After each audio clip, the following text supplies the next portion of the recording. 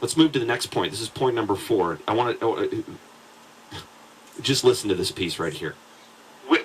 When you mention socialism, this isn't socialism. Socialism is having the state owning the means of production. That's not what this is. We had a principle when we established the graduated income tax way of gathering resources for people. And the principle was that those who had more could pay a higher percentage. And we've lived with that for many years. We lost the audio. Did it stop? All right, let me just tell you what. Apparently, that's the end of the audio. In the audio, we started talking about Van Jones, who is the green job czar, who's an avowed communist who has never denied his communist roots. Only said I was changing my methods. That's all he said. Hunter actually believes Van Jones came out and said that he had denied his communist roots. It has never happened, and I challenged him on it, and I said, please tell me when he did it. Oh, about the time when everything came out, blah, blah, blah. Well, first of all, it's too late then. Second of all, and probably more importantly, no, he didn't. No, he didn't. He never did. As a matter of fact, he went on to basically quote the Democratic mantra on Van Jones, which was essentially this. It's really simple from the Democrat point of view. It was just some bad vetting. It was just some bad vetting that kind of didn't go there. You know who vetted this guy? Valerie Jarrett, Obama's #1 girl. That's the chief advisor to President Obama. It ain't Rahm Emanuel. She's the chief advisor. Valerie Jarrett, who's been with Obama forever, has also known Van Jones forever. Even if Obama has plausible deniability that the vetting went wrong because he didn't know, Valerie Jarrett was in charge of vetting Van Jones. She has known him for, 10, 20 years? I don't think Hunter is lying. I think he's out of his league, and he doesn't know what he's talking about. You don't want to miss the main thing that Hunter missed about Obama. I'm going to tell you what that was next. Momentum Radio, right here. Let's go to the 5th of 6 points of the Joel Hunter thing that we've been talking about. Let's just... the intro you need to know to this particular piece, this excerpt, is we were talking about monetizing debt. Monetizing debt, in case you don't know, is when you don't have enough money to pay for something, so you just print money. You're monetizing your debt. So you're creating debt for yourself, not by borrowing it from someone else, but from borrowing it for yourself. It's happened twice in history. Listen to this. This has been tried twice in history. Both times led to tyranny. One so bad it was the Weimar Republic, which led specifically to Hitler. Now, I'm not saying he's Hitler. I see some similarities with if you've seen what he's talked about regarding the youth army that he wants to build and equip with guns, that's from his mouth that he said that, and give them the same power and strength as our army overseas, which was also expressly forbidden. Where we are headed, I'm telling you. Did you cite me that where he said he wanted to arm the youth army? Do you want to hear it? I'll get it for you and play it right now. Thank you. We cannot continue to rely only on our military in order to achieve the national security objectives that we've set. We've got to have a civilian national security force that's just as powerful, just as strong, just as well-funded. Okay, that's Obama himself. Where did he hear say guns? This is... Okay. The bottom line with this is he didn't even know about it. He didn't even know that Obama had said that. And this whole argument of where did he say guns is so spurious and superfluous. It would drive me insane. It's not that he said guns. It's that he said he wants them with the same amount of equipment. He wants it with the same amount of can you play it again? But don't play the whole thing. Go to the Obama audio itself. Can you find it quick? If not, don't worry about it, because I don't want to misquote. It's the short clip talked about regarding the youth army that he wants to build and our army overseas, which was also expressly forbidden. Do you want to hear it? I'll get it for you and play it right now. Thank you.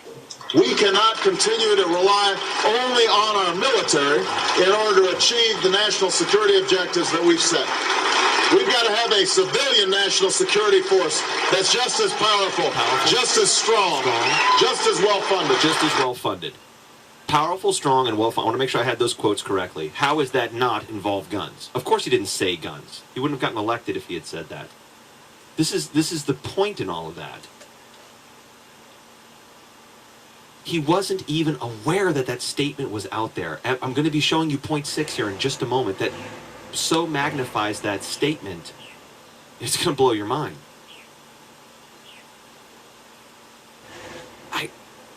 How do you make judgments about a guy and not know about that statement? Listen to this. He also did not know about this one from Rahm Emanuel, where Rahm Emanuel said we're going to force people into the military. This is volunteer service.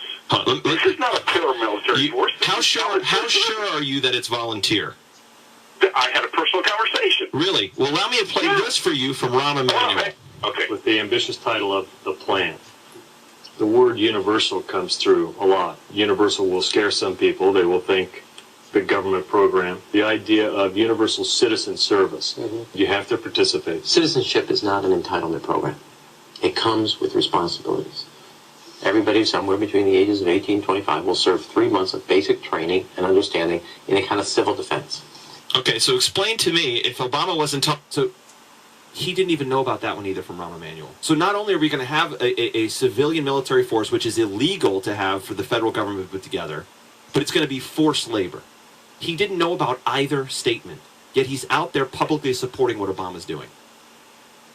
Now, to be fair, and I want to be very fair, you're going to have to hear the whole interview, he said there's not a plan on the table yet that I agree with.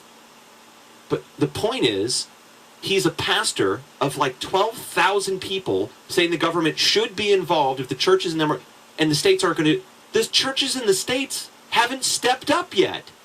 So even if we take him at his word that it's the right thing to do, that we should go ahead and have the states and the churches step up, and if they don't step up, go to the federal government, even if we take the whole thing as true that the feds should do it if everybody else fails, the states and the churches haven't tried yet.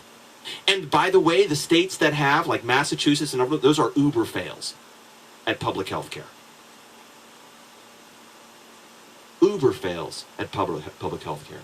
But the next piece, which is point 6, is the most important one yet. Listen to this. There isn't this, mad, power-hungry, I'm going to, take over mentality about this guy. I know this guy. And we've had conversations, and I've been doing this for 40 years, and I've got pretty good instincts about people. And I can't picture the person you're saying. I'm telling you, the point that I'm making about Joel Hunter is not that he's not a good man. He is a good man. Not that he's not a good pastor. He's an exceptional pastor. And it's not that he's not a man that we shouldn't respect. We should. But Joel Hunter, as it relates to this issue, is not a man we should trust. On this issue. It's not that we shouldn't trust him because he's not a trustworthy guy in general. He is a trustworthy guy in general as far as what I've seen. I attended his church for more than a year. But in this issue, a guy who believes the feds should be involved in healthcare, doesn't properly identify this as the redistribution of wealth, but goes further to say that's not what Obama does, even though there's audio of him saying that's what I'm going to do if I get elected, doesn't understand the relevance of our founders or our Constitution, denies that communism is all over the White House, which, by the way, did you see they lit up the Empire State Building this week for China, for the bloody revolution in China, is not even aware that Obama is going to be having a civilian army, and then says, I've been doing this for 40 years, I've got good instincts about people. If that should tell you anything, it should tell you he's not to be trusted on Obama. I don't know any other way to say that. I don't know any other way to say that. But I'm scared. Because when you got... This is exactly the Communist Manifesto. This is exactly what Hitler did. He enlisted people to propaganda for him. Now, you can twist that all around and say, I'm calling him Hitler, and I'm calling him Goebbels. That's not what I'm saying. That is not what I'm saying. I'm saying, and I want to be clear about this, ignore Joel Hunter when it comes to Obama. You have to. Ignore Joel Hunter when it comes to Obama. We don't have a choice. I hate to say that because I have deep respect for this guy. In the second